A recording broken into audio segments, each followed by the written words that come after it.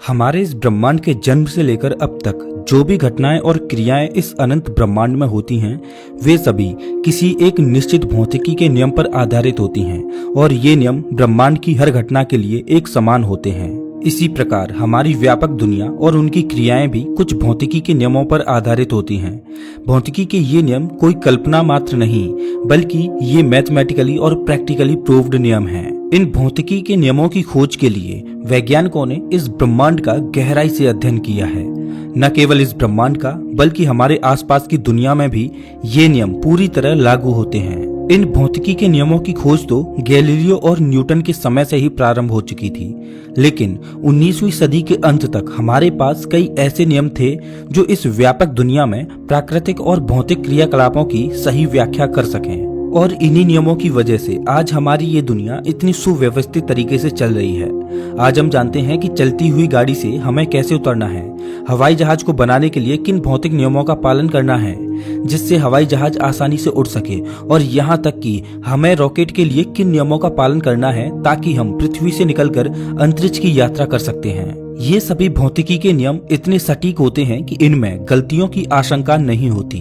इन नियमों में लगभग या अनुमान जैसे शब्दों का कोई मतलब नहीं होता। इन्हीं भौतिकी के नियमों से इस दुनिया को, जो आज हमारी नजरों के सामने है, इसके क्रियाकलापों को सही मापा और तौला जा सकता है और हम इस दुनिया में सुखपूर्वक अपना जीवन व्यतीत करते हैं। लेकिन जैसा कि हम जानते हैं कि वैज्ञानिक अपनी ही खोज को एक चुनौती बना देते हैं, और ऐसा ही हुआ। हम इस दुनिया में और भी खुश रहते अगर 19वीं सदी के वैज्ञानिकों की जिज्ञासा ने हमारा परिचय हमारी ही भौतिक दुनिया के उस सूक्ष्म रूप से नहीं कराया होता जिसे हम परमाणु की दुनिया कहते हैं। जी हाँ दोस्तों, परमाणु की दुनिया ये कोई नया कॉन्सेप्ट या टर्म नहीं है, बल्कि ये इस भौतिक दुनिया में दिखने वाली बड़ी से बड़ी वस्तु का सूक्ष्मतम रूप होता है। परमाणु की ये दुनिया उन छोटे छोटे कणों की दुनिया है जिन्हें हम नंगी आंखों से नहीं देख सकते, और ये दुनिया भी हमारी भौतिक दुनिया जैसी ही है। यहाँ भी गति, आवेग और बल की धारणाएं होती हैं। लेकिन मजे की बात यह है कि जो भौतिकी के नियम इस व्यापक दुनिया में लागू होते हैं, वह परमाणुओं या यूं कहें कि उन छोटे छोटे कणों की दुनिया में लागू नहीं होते। अब आप कहेंगे कि यह कितनी विचित्र बात है। जो नियम उन छोटे छोटे कणों से बनी ठोस वस्तुओं पर लागू होते हैं, किंतु वही नियम उन छोटे छोटे कणों पर लागू नहीं होते। जी हाँ, सुनने में ये अजीब बात जरूर लगे, लेकिन ये सच है। और इसी दुनिया को क्वांटम दुनिया कहा जाता है, जहाँ भौतिकी के नियम लागू नहीं होते, और इस क्वांटम दुनिया की स्टडी को क्वांटम फिजिक्स कहा जाता है। गैलीलियो से लेकर न्यूटन और अन्य वैज्ञानिकों ने इस ब्रह्मांड से लेकर अपनी दुनिया तक की गहन स्टडी करके काफी सारे नियम बताए थे जो हमारी असल जिंदगी में भी खरे उतरते हैं। जैसे गति के नियम। ये नियम ब्रह्मांड के लिए हों या हमारी पृथ्वी के लिए, सभी जगह समान रूप से लागू होते हैं। जैसे गुरुत्वाकर्षण का नियम। ये नियम ब्रह्मांड के बड़े से बड़े स्तर से लेकर छोटे से छोटे स्तर तक भी लागू होता है। इन सभी नियमों का हम क्लासिकल मैकेनिक्स में अध्ययन करते हैं, लेकिन जब हमने छोटे छोटे कणों की दुनिया जानने की कोशिश की और अपने भौतिकी के नियम से उन्हें परखना चाहा, तो वहां हम हार गए और वहां हम इन नियमों को लागू न कर सके। इतने छोटे छोटे कणों के पास गति तो थी, लेकिन वह हमारी गति के नियम नहीं मानते थे। उनके पास आवेग तो था, लेकिन उससे पैदा हुआ बल कुछ और ही गुण प्रदर्शित करता था। वह सभी न्यूटन और गैलीलियो के बनाए हुए सिद्धांतों में फिट नहीं बैठते थे। न्यूटन ने हमें ये सिखाया कि इस प्रकृति के सभी कार्यों का वर्णन एक निर्धारित गणित द्वारा किया जा सकता है, पर न्यूटन के ये सभी नियम परमाणुओं की दुनिया में गलत साबित हो गए। इसी वजह से जन्म हुआ एक नई दुनिया का, जिसे हम क्वांटम दुनिया कहते हैं। दोस्तों, आज की इस वीडियो में हम आपको क्वांटम दुनिया के बारे में ही एक छोटी सी झलक दिखाएंगे। वैसे तो हमें इस साधारण दुनिया में हर चीज नॉर्मल लगती है। जैसे अगर कोई पहाड़ है तो वो हमें पहाड़ जैसा ही दिखता है, अगर कोई नदी बह रही है तो वो हमें नदी ही दिखाई देती है, अगर हम किसी कुर्सी पर बैठे हैं तो वह हमें कुर्सी जैसी ही दिखाई देगी, और हो भी क्यों ना, क्योंकि जो हम देखते हैं वही तो सत्य होता है। लेकिन क्वांटम दुनिया में आपके यही सारे भ्रम टूटने वाले हैं। क्वांटम दुनिया वैसी नहीं होती जैसा कि हम देखते हैं। मान लीजिए आप अभी पढ़ाई कर रहे हैं और अभी आपके हाथ में एक पेन है।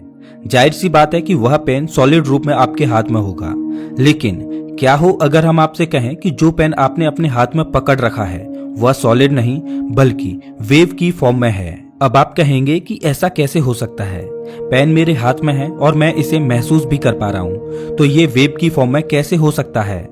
लेकिन ये सच है, आपकी दुनिया में नहीं बल्कि क्वांटम दुनिया में। जब आप इस पेन को माइक्रोस्कोपिक लेवल पर देखोगे तो आप पाएंगे कि यह पेन अनेक परमाणुओं से मिलकर बना है। जब आप उन परमाणुओं को भी माइक्रोस्कोपिक लेवल पर देखोगे तो आप जानेंगे कि वह परमाणु इलेक्ट्रॉन, प्रोटॉन, न्यूट्रॉन से बने हैं। लेकिन जब आप उन इलेक्ट्रॉन, प्रोटॉन और न्यूट्रॉन को भी माइक्रोस्कोपिक लेवल पर देखोगे तब आप ये जानोगे कि ये सभी क्वार्क से बने हैं। और जब आप उसे भी सूक्ष्म लेवल पर देखोगे वहां आपको वेव्स नजर आएंगे जिन्हें एनर्जी कहते हैं। और यही उस पेन का क्वांटम लेवल है जहां आपके और हमारे कोई नियम लागू नहीं होते। कुल मिलाकर हम ये कह सकते हैं कि अति सूक्ष्म रूप से इस दुनिया में कुछ भी सॉलिड नहीं है और इन सब की व्याख्या क्वांटम मैकेनिक्स में की गई है, जिसके बारे में आज हम विस्तार से जानेंगे। Wave particle duality. Physical duality quantum physics की वह अवधारणा है जो हमें बताती है कि कोई भी एटम एक ही समय में एक फॉर्म में नहीं होता, बल्कि वह एक से अधिक रूप में होता है। हमारी इस नॉर्मल सी दुनिया में हम जो भी चीज देखते हैं वह उसी रूप में देखते हैं जिस रूप में हमें वह दिखाई देती है। जैसे मान लीजिए अगर कोई पेड़ है तो वो पेड़ ही है, वह हमें किसी और रूप में नजर नहीं आएगा। अगर कोई पत्थर है तो वो पत्थर ही है, वह हमें किसी और रूप में नजर नहीं आएगा।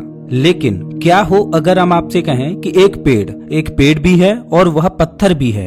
एक ही समय में पेड़ दो रूपों में मौजूद होता है, वह पेड़ के रूप में भी होता है और पत्थर के रूप में भी।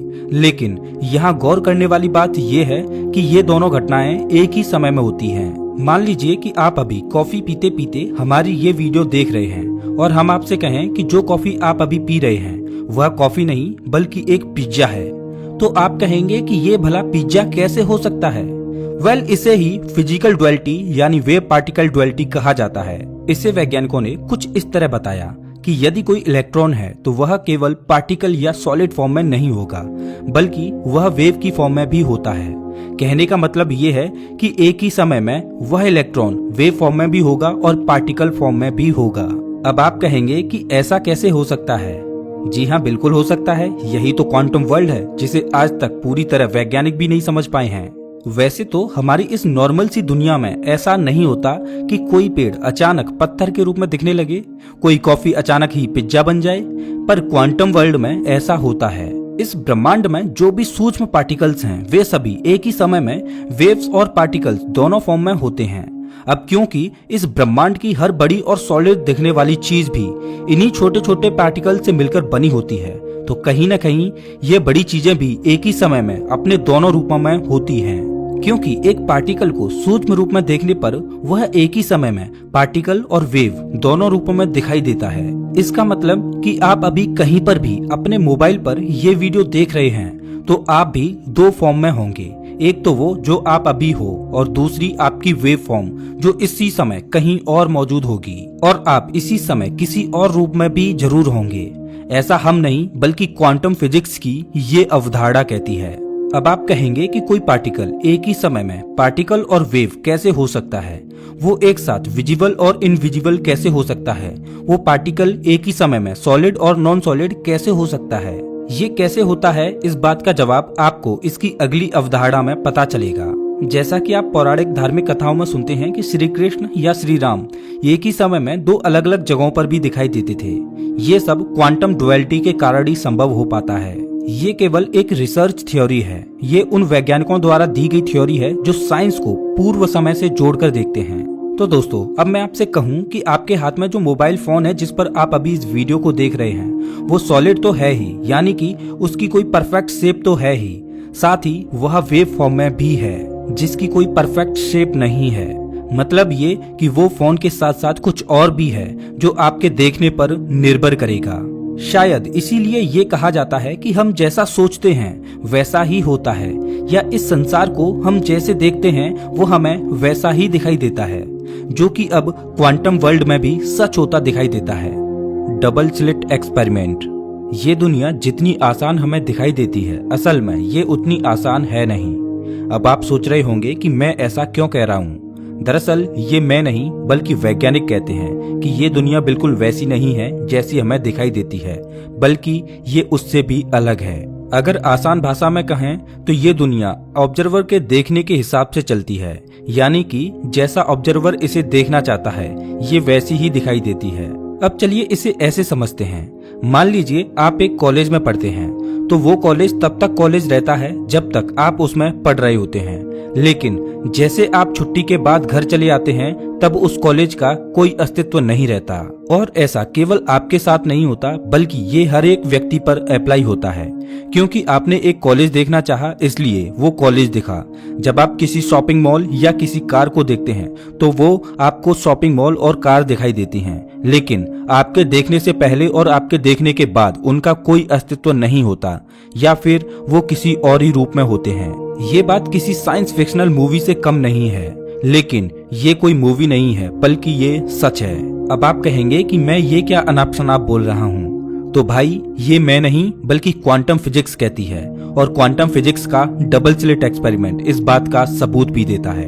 ये एक्सपेरिमेंट कहता है कि जब आप इस दुनिया को ऑब्जर्व कर रहे होते हैं तब ये अलग तरह से काम करती है, और जब आप इसे ऑब्जर्व नहीं कर रहे होते तब ये दूसरी तरह से काम कर रही होती है। ये एक्सपेरिमेंट आज भी वैज्ञानिकों के लिए एक पहेली बना हुआ है। इस एक्सपेरिमेंट ने दुनिया भर के वैज्ञानिकों की नींद उड़ाकर रख दी और उन्हें ये एहसास कराया कि वो अभी इस दुनिया के बारे में कुछ भी नहीं जानते हैं। आइए जानते हैं कि ये एक्सपेरिमेंट हमें इस दुनिया के बारे में क्या बताता है। इस एक्सपेरिमेंट में वैज्ञानिकों ने एक इलेक्ट्रॉन गन से कुछ इलेक्ट्रॉन्स को सिंगल स्लिट से होकर गुजारा, तो उन्होंने देखा कि स्लिट के दूसरी तरफ स्थित दीवार पर वो इलेक्ट्रॉन्स एक सिंगल और सीधी लाइन में नजर आ रहे हैं। इसके बाद उन्होंने सिंगल स्लिट की जगह डबल स्लिट का उपयोग किया और फिर से उसी इलेक्ट्रॉन गन से उन्होंने इलेक्ट्रॉन्स को गुजारा, तो देखा कि वो इलेक्ट्रॉन्स दूसरी तरफ स्थित दीवार पर एक सीधी लाइन का इंटरफेरेंस पैटर्न बनाते हुए नजर आ रहे हैं। इंटरफेरेंस पैटर्न यानी कि एक डार्क लाइन एक व्हाइट लाइन का क्रम। इसी क्रम में कई डार्क और व्हाइट लाइंस का पैटर्न इंटरफेरेंस पैटर्न कहलाता है। इसके बाद वैज्ञानिकों ने एक वेव को सिंगल स्लिट से होकर गुजारा, तो उसके दूसरी ओर स्थित दीवार पर एक सिंगल और सीधी लाइन नजर आती है। लेकिन जब वैज्ञानिक इसी वेव को डबल स्लिट से होकर गुजारते हैं तो जो दीवार पर दिखाई देता है वो वैज्ञानिकों को काफी हैरान कर देता है। वेव को डबल स्लिट से गुजारने पर दूसरी ओर दीवार पर सीधी लाइन का इंटरफेरेंस पैटर्न बनता है। ये पैटर्न बिल्कुल वैसा ही बनता है जैसा कि इलेक्ट्रॉन्स को डबल स्लिट से गुजारने पर बना था।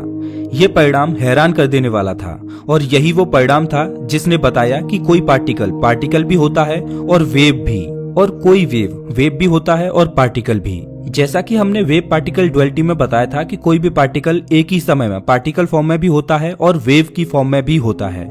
ऐसा क्यों होता है ये तो आज तक वैज्ञानिक भी नहीं समझ पाए हैं, लेकिन ऐसा होता है, ये डबल स्लिट एक्सपेरिमेंट से प्रूफ हुआ है।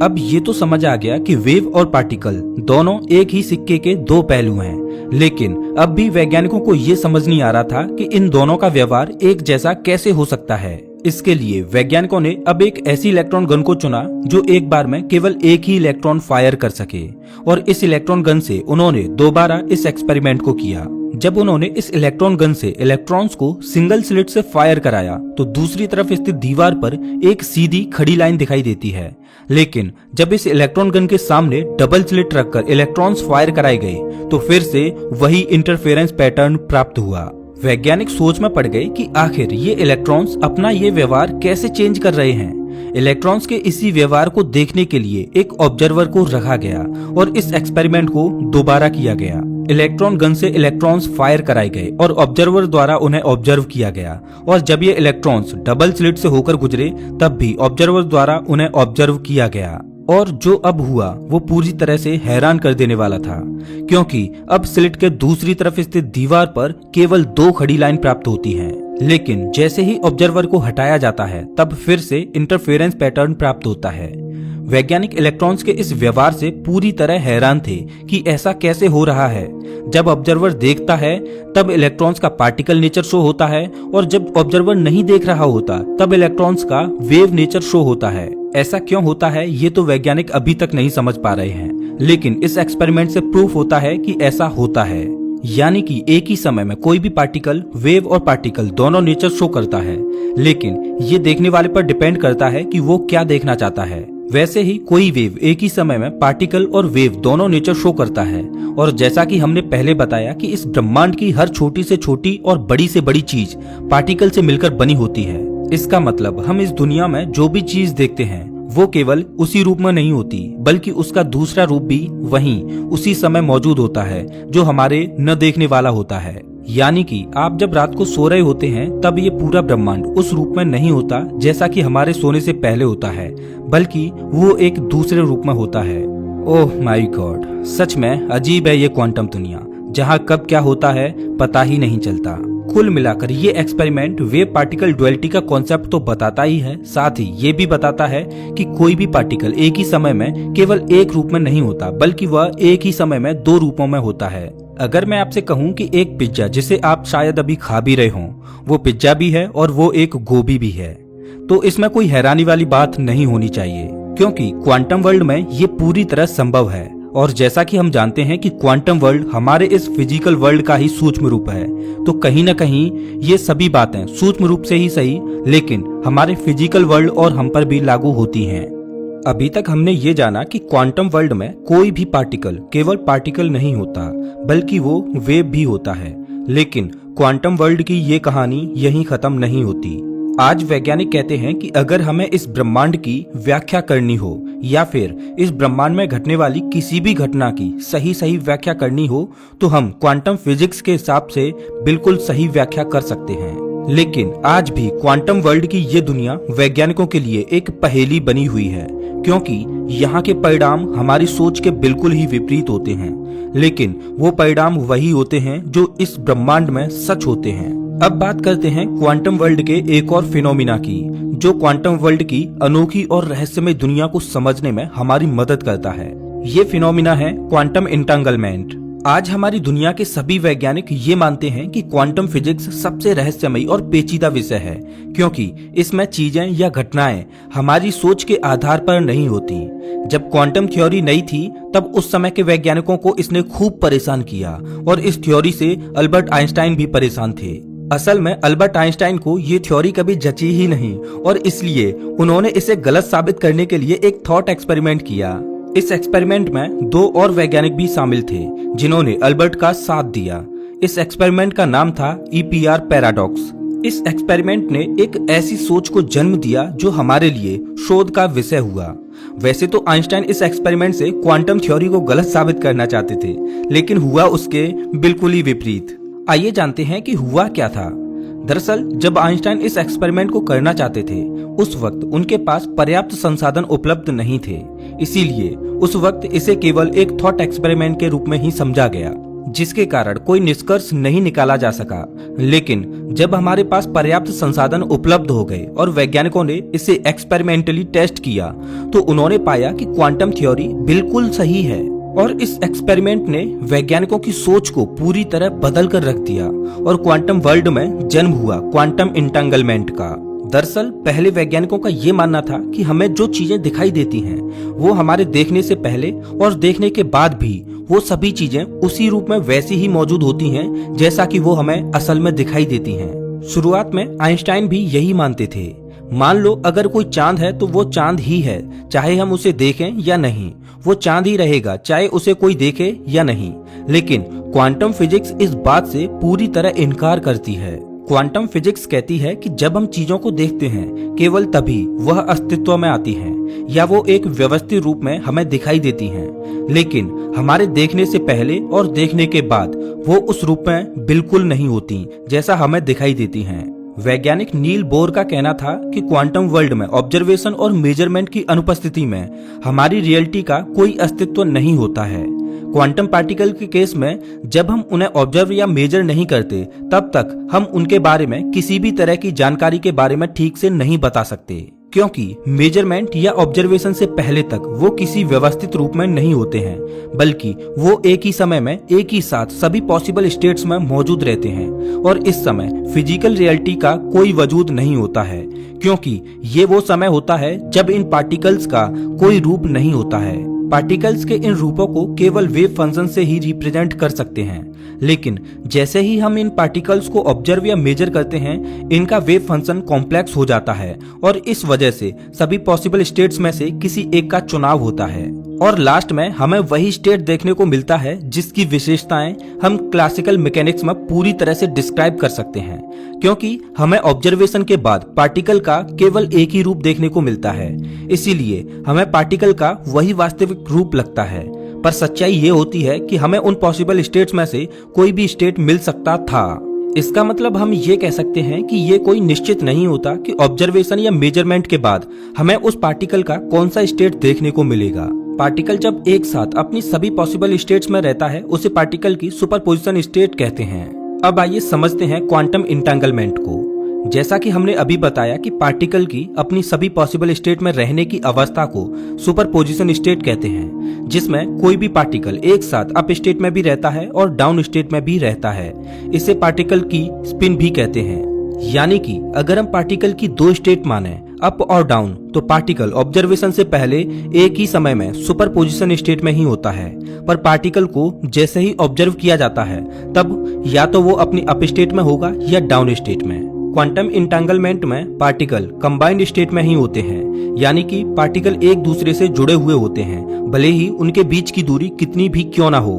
अब मान लीजिए कि कोई दो क्वांटम इंटेंगल पार्टिकल हैं, जिनमें से हमें एक के बारे में इंफॉर्मेशन है, तो हम दूसरे पार्टिकल के बारे में भी इंफॉर्मेशन आसानी से पता कर सकते हैं, चाहे वो दूसरा पार्टिकल पहले पार्टिकल से कितनी भी दूर क्यों ना हो। जैसे कि मान लीजिए ऑब्जर्वेशन से पहले दोनों पार्टिकल अपनी सुपरपोजिशन स्टेट में मौजूद हैं, लेकिन हम पहले पार्टिकल को ऑब्जर्व कर रहे हैं और अगर पहला पार्टिकल हमें अप स्टेट में नजर आता है तो हम ये कह सकते हैं कि एट द सेम टाइम दूसरा पार्टिकल निश्चित ही डाउन स्टेट में होगा, और अगर पहला पार्टिकल डाउन स्टेट में है तो एट द सेम टाइम निश्चित ही दूसरा पार्टिकल अप स्टेट में होगा। यही पार्टिकल इंटेंगलमेंट होता है। मतलब ये कि अगर हमारे पास एक पार्टिकल की इंफॉर्मेशन है तो हम दूसरे पार्टिकल की इंफॉर्मेशन आसानी से पता कर सकते हैं। आसान भाषा में आप इसे इस तरह से समझ सकते हैं। मान लीजिए कोई एक व्यक्ति ए है और एक दूसरा व्यक्ति बी है, और ए ब्रह्मांड के एक छोर पर है और बी ब्रह्मांड के दूसरे छोर पर। अगर हमारे पास पर्सन ए की इंफॉर्मेशन है तो हम बता सकते हैं कि at the same time person B कैसा होगा। मतलब पर्सन ए और पर्सन बी दोनों एक साथ जुड़े हुए हैं और एक ही समय में अपनी इंफॉर्मेशन भी शेयर करते हैं। लेकिन फिजिकल वर्ल्ड में ऐसा नहीं होता। फिजिकल वर्ल्ड में दो पार्टिकल्स को इंफॉर्मेशन शेयर करने के लिए उनका पास होना जरूरी है, लेकिन क्वांटम वर्ल्ड में ऐसा होता है।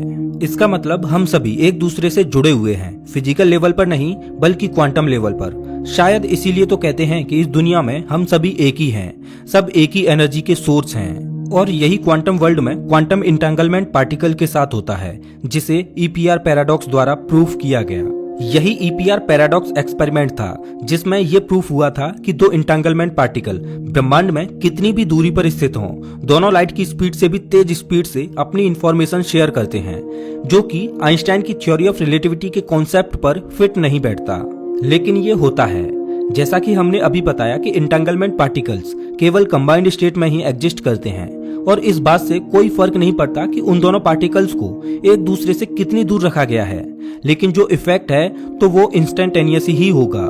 कहने का मतलब ये है, दोनों इंटेंगलमेंट पार्टिकल में से किसी एक पार्टिकल को ब्रह्मांड के एक छोर पर रखें और दूसरे पार्टिकल को ब्रह्मांड के अंतिम छोर पर रखें, तब भी पहले पार्टिकल के स्पिन के ऑब्जर्वेशन के आधार पर ही दूसरे पार्टिकल का स्पिन चेंज होगा, और वो भी एकदम उसी समय। ऐसा लगता है मानो दोनों इंटेंगल पार्टिकल एक दूसरे को अनलिमिटेड स्पीड से अपनी स्टेट का इंफॉर्मेशन दे रहे हों, वो भी लाइट की स्पीड से भी तेज, जो कि आइंस्टाइन की थ्योरी ऑफ रिलेटिविटी के खिलाफ था। इसीलिए आइंस्टाइन ने इस एक्सपेरिमेंट को पैराडॉक्स कहा। क्वांटम इंटेंगलमेंट को सबसे पहले जॉन स्टीवर्ट बेल ने एक्सपेरिमेंटली प्रूव किया था, जो कि सही भी था। कुल मिलाकर अगर सूक्ष्म रूप से देखा जाए तो ब्रह्मांड की हर बड़ी से बड़ी और हर छोटी से छोटी चीज एक दूसरे से जुड़ी हुई है। ये बात फिजिकली सही ना हो, लेकिन एट द बेसिक लेवल ये प्रूव्ड है। अब आप समझ ही गए होंगे कि कैसे क्वांटम फिजिक्स के सिद्धांत हमारे फिजिकल वर्ल्ड के नियमों को कदम कदम पर बदल देते हैं। क्वांटम फिजिक्स के सिद्धांत कैसे हमारी सोच को कदम कदम पर चुनौती देते हैं। क्वांटम फिजिक्स के सिद्धांत यहीं तक ही सीमित नहीं हैं। अब हम बात करते हैं क्वांटम फिजिक्स की अगली थ्योरी की, universe created by consciousness and thoughts. हम सब ये जानते हैं कि इस ब्रह्मांड का निर्माण बिग बैंग से हुआ है, और ज्यादातर वैज्ञानिक भी यही कहते हैं कि ये ब्रह्मांड बिग बैंग के बाद ही अस्तित्व में आया है और फिर धीरे धीरे करके हमारा जीवन। लेकिन क्वांटम फिजिक्स कहती है कि universe created by consciousness and thoughts, मतलब कि हमारे पास तब तक कोई ब्रह्मांड नहीं हो सकता जब तक कि उसमें चेतना या विचार शामिल ना हो, जो कि वेव्स की फॉर्म में मौजूद होते हैं। आपको बता दें कि हमारी चेतना और विचार भी वेव्स की फॉर्म में होते हैं, क्योंकि ना तो हम अपनी चेतना को ही सॉलिड फॉर्म में देख सकते हैं और ना ही हम अपने विचारों को सॉलिड फॉर्म में देख सकते हैं। लेकिन एक एक्सपेरिमेंट के दौरान वैज्ञानिकों ने ये पाया है कि हमारे विचारों की भी एक फ्रीक्वेंसी होती है।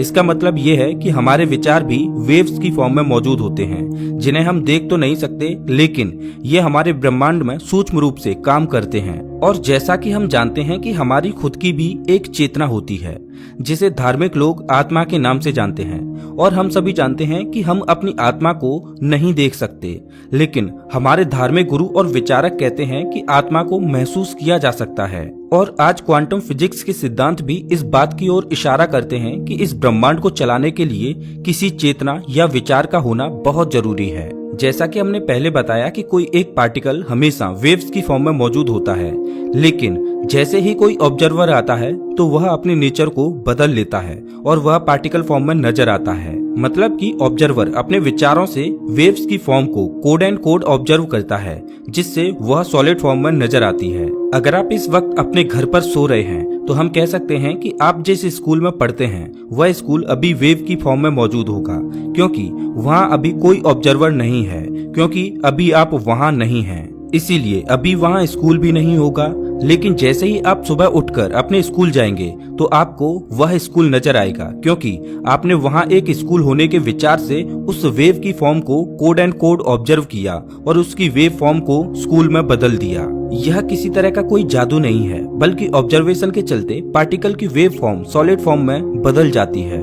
देखा कैसे क्वांटम फिजिक्स से हम हर सूक्ष्म चीज का रहस्य जान सकते हैं, बशर्ते हम इसे अच्छे से समझ पाएं। तो अब आप समझ ही गए होंगे कि कैसे क्वांटम फिजिक्स का यह सिद्धांत हमें बताता है कि इस ब्रह्मांड की भी एक चेतना होती है, और शायद ये वही चेतना हो जिसे हम भगवान या गॉड कहते हैं। चलिए जानते हैं कि क्वांटम फिजिक्स समय को लेकर क्या कहती है।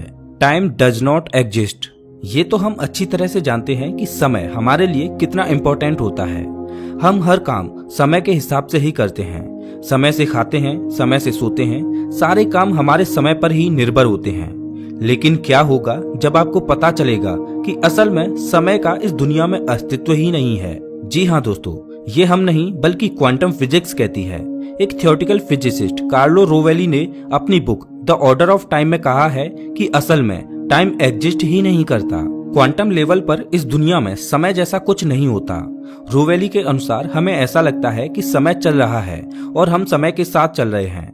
समय के हिसाब से ही हमारा पास्ट बनता है, समय के हिसाब से ही हमारा प्रेजेंट होता है और समय के हिसाब से ही हमारा फ्यूचर होता है। लेकिन ये सब एक इल्यूजन होता है। असल में समय अस्तित्व में होता ही नहीं है। हमारी असल जिंदगी में ये दुनिया कॉज एंड इफेक्ट के रूल को फॉलो करते हुए एक लीनियर वे में समय के साथ आगे बढ़ती है। मतलब यहाँ समय के साथ ही घटनाएं घटती हैं और घटनाओं का क्रम पास्ट, प्रेजेंट और फ्यूचर के साथ चलता है। लेकिन क्वांटम लेवल पर घटनाएं तो घटती हैं, लेकिन वह लीनियर वे में नहीं घटती हैं, क्योंकि क्वांटम लेवल पर समय का कोई अस्तित्व नहीं होता है। इसीलिए वहाँ पास्ट, प्रेजेंट और फ्यूचर जैसा कुछ नहीं होता। क्वांटम लेवल पर जितनी भी घटनाएं होती हैं वह किसी ऑर्डर में नहीं होती, बल्कि वह रैंडमली होती हैं। लेकिन हमारी असल जिंदगी में जितनी भी घटनाएं होती हैं वह एक के बाद एक ऑर्डर में होती हैं। इसे हम ऐसे समझ सकते हैं कि हमारी असल जिंदगी में आखिर क्या होता है। हम पैदा होते हैं, फिर थोड़े बड़े होते हैं, फिर हम पढ़ने लगते हैं, उसके बाद हम कॉलेज जाते हैं, उसके बाद हम पैसे कमाते हैं, फिर शादी होती है, फिर बच्चे होते हैं और हम बूढ़े होकर मर जाते हैं। लेकिन क्वांटम लेवल पर ऐसा नहीं होता। वहाँ कुछ ऐसा होता है जैसे पहले आपकी नौकरी लगी, फिर आपने पढ़ाई शुरू की, फिर आप बूढ़े हो गए, फिर आपने जन्म लिया, फिर आपकी शादी हुई, ऐसा कुछ। ये बातें सुनने में बहुत अजीब और बेतुकी नजर आती हैं, लेकिन अगर आप क्वांटम वर्ल्ड को समझते हैं तो वहाँ ऐसा होता है। वहाँ कोई समय नहीं होता और न ही वहाँ घटनाओं का कोई क्रम होता है। ये है क्वांटम फिजिक्स, जो हमारी रियलिटी से बिल्कुल अलग है, लेकिन ये बेसिक लेवल पर जाकर चीजों को समझाती है, जो कि सही भी होता है। दोस्तों, आज वैज्ञानिकों ने फिजिक्स को दो भागों में बांट दिया है। क्लासिकल फिजिक्स और मॉडर्न फिजिक्स।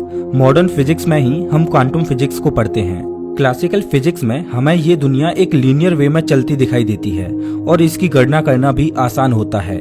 क्लासिकल फिजिक्स में हम पास्ट की घटनाओं का अध्ययन करके प्रेजेंट की घटनाओं का पता लगा सकते हैं और प्रेजेंट की घटनाओं का अध्ययन करके फ्यूचर की घटनाओं का पता लगा सकते हैं। इसे आप इस तरह से समझ सकते हैं कि पृथ्वी सूर्य के चारों ओर अपना एक चक्कर 365 दिनों में पूरा कर पाती है, तो वह 300 दिनों में किस जगह पर होगी ये हम क्लासिकल फिजिक्स में आसानी से पता कर सकते हैं। लेकिन अगर बात करें क्वांटम फिजिक्स की तो ये हमारी दुनिया को देखने का पूरा नजरिया ही बदल देती है।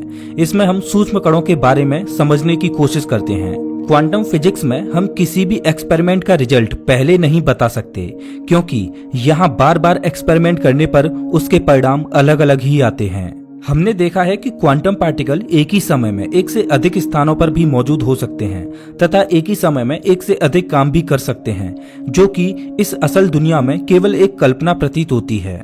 क्योंकि इस साधारण सी दुनिया में हम कल्पना भी नहीं कर सकते कि हम एक ही समय में एक से अधिक जगहों पर भी हो सकते हैं। यही कारण है कि क्लासिकल फिजिक्स के नियम क्वांटम वर्ल्ड में काम नहीं करते। वैज्ञानिक कहते हैं कि बेशक क्वांटम फिजिक्स के नियम विचित्र होते हैं, लेकिन अगर हमें इस दुनिया को समझना है तो हम क्वांटम फिजिक्स की सहायता से एकदम सटीक तरीके से समझ सकते हैं। क्वांटम फिजिक्स के ये सिद्धांत इतने विचित्र होते हैं कि वैज्ञानिक भी इन्हें समझ नहीं पाते और उन्हें गलत साबित करने के लिए एक्सपेरिमेंट भी करते हैं। ऐसे ही एक व्यक्ति थे श्रोडिंजर, जिन्होंने क्वांटम फिजिक्स के सिद्धांत को क्लासिकल फिजिक्स के सिद्धांत के साथ जोड़ने का प्रयास किया। श्रोडिंजर ने एक थॉट एक्सपेरिमेंट किया जिसमें वह ये दिखाना चाहते थे कि कैसे क्वांटम फिजिक्स के सिद्धांत के परिणाम क्लासिकल फिजिक्स में बेतुके लगते हैं। इस एक्सपेरिमेंट का नाम था श्रोडिंजर्स कैट एक्सपेरिमेंट। आइए जानते हैं कि क्या है ये cat experiment. Schrodinger's cat experiment. अब ये तो आप समझ ही गए होंगे कि कोई क्वांटम पार्टिकल जब तक ऑब्जर्व नहीं किया जाता तब तक वह अपनी सभी पॉसिबल स्टेट्स में रहता है। श्रोडिंजर का कहना है कि ये बात जब सूक्ष्म पार्टिकल्स पर लागू हो सकती है तो फिर ये बड़ी वस्तुओं पर लागू क्यों नहीं हो सकती?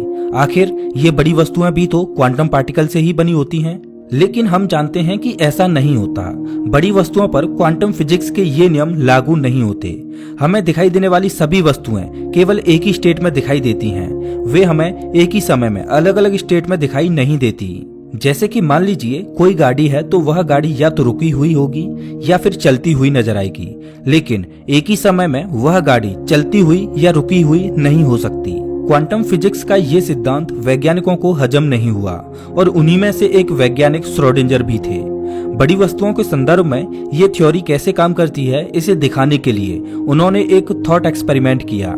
इस एक्सपेरिमेंट में उन्होंने एक बक्से में जीवित बिल्ली को एक रेडियो एक्टिव सब्सटेंस, एक जहरीली गैस की बोतल, एक हथौड़ी तथा एक रेडियो एक्टिव सेंसर के साथ बंद कर दिया। रेडियो एक्टिव सब्सटेंस ऐसा था जिसके डीके होने के 50% चांस थे और रेडियो एक्टिव सेंसर में एक हथौड़ी लगी हुई थी। जैसे ही रेडियो एक्टिव सब्सटेंस का डीके होना शुरू होता, सेंसर उसे डिटेक्ट कर लेता। इसके बाद वो हथौड़ी जहरीली गैस की बोतल पर गिर जाती, जिसके कारण उस बिल्ली की मृत्यु हो जाती। अब क्योंकि बक्सा बंद है तो हम नहीं जानते कि उस बिल्ली के साथ उस बक्से में क्या हो रहा है। वह बिल्ली जिंदा भी है या फिर मर गई। बिल्ली जिंदा है या नहीं, ये बात केवल तभी पता चल सकती है जब हम बक्से को खोल कर देखेंगे। अगर हम बिल्ली को क्वांटम पार्टिकल माने तो फिर क्वांटम सिद्धांतों के अनुसार जब बक्सा बंद था, जब उस बिल्ली को कोई नहीं देख रहा था, तब वह बिल्ली अपने सभी पॉसिबल स्टेट्स में मौजूद थी। मतलब ये कि उस वक्त वह बिल्ली मृत भी थी और जिंदा भी। लेकिन जब हम उस बक्से को खोलकर देखते हैं तब हमें उस बिल्ली की केवल एक ही स्टेट दिखाई देगी। या तो वह बिल्ली हमें जिंदा दिखाई देगी या फिर वह बिल्ली हमें मरी हुई दिखाई देगी। और अगर इस एक्सपेरिमेंट को हम बार बार दोहराते हैं तो हमें हर बार अलग ही परिणाम देखने को मिलेंगे। कभी वह बिल्ली हमें मृत दिखाई देगी तो कभी वह बिल्ली हमें जीवित दिखाई देगी। हमारी नॉर्मल दुनिया में अगर हम इस एक्सपेरिमेंट के परिणाम की बात करें तो हम यही कहेंगे कि अगर वह बिल्ली बंद बक्से में ही मर गई थी तो वो हमें बक्सा खुलने पर भी मरी हुई दिखाई देगी, और अगर वह बिल्ली बंद बक्से में भी जिंदा थी तो बक्सा खोलने पर भी वह हमें जिंदा दिखाई देगी। लेकिन क्योंकि क्वांटम फिजिक्स हमारी साधारण दुनिया से बिल्कुल अलग है, इसीलिए यहाँ के परिणाम भी अलग ही होते हैं। क्वांटम फिजिक्स में किए गए हजारों एक्सपेरिमेंट्स ने यह साबित किया है कि क्वांटम पार्टिकल्स हमारी सोच से परे व्यवहार करते हैं। क्वांटम फिजिक्स ने ही पैरेलल यूनिवर्स के रास्ते खोले, जिसमें हमारे इस ब्रह्मांड की कई और बहुत सारी कॉपियां मौजूद हो सकती हैं। क्वांटम फिजिक्स के अनुसार इस दुनिया में जो भी घटना होने की संभावना होती है वह किसी न किसी अन्य जगह पर पहले से ही घट रही होती है। इसका मतलब ये है कि अगर श्रोडिंगर की बिल्ली इस ब्रह्मांड में मरी हुई मिली तो वह किसी अन्य ब्रह्मांड में जिंदा भी होगी, और अगर वह बिल्ली इस ब्रह्मांड में जिंदा मिलती है तो वह अन्य किसी ब्रह्मांड में मर चुकी होगी, क्योंकि जब हम बक्से को खोलते हैं तब बिल्ली की सभी पॉसिबल स्टेट्स कोलैप्स कर जाती हैं और हमें बिल्ली केवल एक ही स्टेट में नजर आती है। अब ये स्टेट कुछ भी हो सकती है, या तो बिल्ली हमें जीवित भी मिल सकती है या फिर बिल्ली मृत भी मिल सकती है। दोस्तों, ये केवल एक थॉट एक्सपेरिमेंट था, लेकिन अगर ये बात सही होती है तो फिर ये चीज हमें काफी प्रभावित कर सकती है। क्वांटम पार्टिकल्स के इस तरह के रवैये की वजह से मल्टीपल यूनिवर्स हाइपोथेसिस थ्योरी का जन्म होता है। इस थ्योरी के अनुसार हम जिस ब्रह्मांड में रहते हैं वैसा केवल एक ही ब्रह्मांड नहीं है, बल्कि ऐसे हजारों समानांतर ब्रह्मांड होते हैं जो एक साथ एग्जिस्ट करते हैं। ये बातें सुनने में किसी साइंस फिक्शनल मूवी की स्टोरी जैसी लगती हैं, लेकिन इस थ्योरी के मुताबिक ऐसा होता है। इस थ्योरी के हिसाब से हम जिस पृथ्वी पर रहते हैं उस पृथ्वी जैसी लाखों समानांतर पृथ्वियां मौजूद हो सकती हैं। वैसे पैरेलल यूनिवर्स की ये केवल एक थ्योरी है, इसका कोई एक्सपेरिमेंटल प्रूफ नहीं है, लेकिन ये थ्योरी हमें बताती है कि हमारी जितनी भी पॉसिबिलिटीज हैं वो सभी किसी न किसी पृथ्वी पर एग्जिस्ट करती हैं, या यूं कहें कि किसी न किसी समानांतर ब्रह्मांड में एग्जिस्ट करती हैं, और ये सभी ब्रह्मांड एक दूसरे से एट द बेसिक लेवल जुड़े हुए हैं, जिन्हें हम इस दुनिया में कभी न कभी अनजाने में ही सही लेकिन अनुभव करते हैं। दोस्तों, क्वांटम फिजिक्स को समझना बहुत मुश्किल है, लेकिन ये भी एक सत्य है कि क्वांटम फिजिक्स हमारी रियलिटी को दर्शाती है। आज की इस वीडियो में हमने आपको आसान भाषा में क्वांटम फिजिक्स की एक छोटी सी झलक दिखाने की कोशिश की है। उम्मीद है कि आपको ये जरूर समझ आई होगी। आप क्वांटम फिजिक्स के इन सिद्धांतों के बारे में क्या सोचते हैं, हमें कमेंट करके जरूर बताना। अगर आपको ये वीडियो अच्छा लगा हो तो इसे लाइक करें और ऐसे ही मजेदार वीडियोज के लिए चैनल को सब्सक्राइब करें, साथ ही बेल आइकॉन दबाएं।